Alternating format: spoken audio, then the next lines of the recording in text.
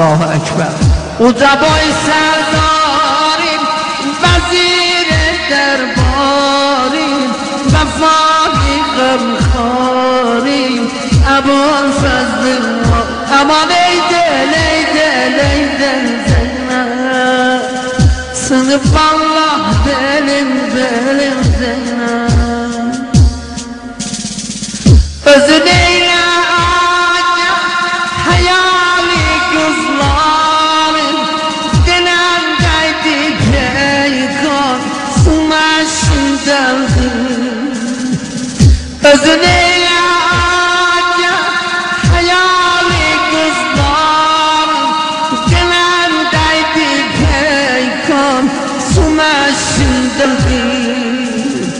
Size hatır geçtik İçi kol bir gözde, beni koydu tenha, felek gittim.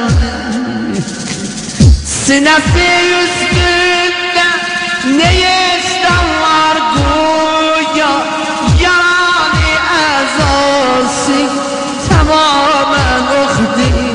Allah veli oklardan çok şenarimde Zeynep, nedir illet bilmem, ağır taş çok değil. Veli oklardan çok şenarimde Zeynep, nedir illet bilmem, ağır taş çok. Tıkanıp dur taşlar, sınıftı ayine, yanır benden sinem, akır gözyaşım.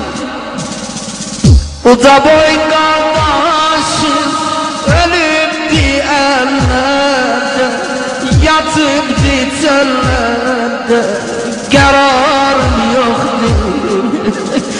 Uca boy kardeşim, ölüptü ellerde, yatıptı çöllerde, kararım yoktu. Kesiliptür çare, ölüptü kardeşim, kömeksiz bir şanım, ümidim eyvah. Vay kardeş, vay kardeş, vay kardeş. Yakami ellerde koyan Abbasim var, şerefli serdare Reşidim eyvah. Tıkanıp bir peykan, hörüptü gözyaşı, celak görmür kimdi, garip avare. Dizimizde başım alıp döktüm gözyaş, dedim lay lay kardeş, şehidim eyvah. Dedim ayağa Cedürsen ahyamı, dediysen cedhüsen, rükayen oğlu.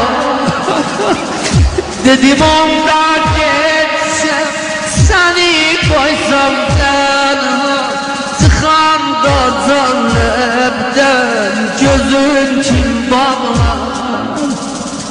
Başımızdan bir ses, dediysen geç oğlum, gözün zehra bağla, ezasın sakla.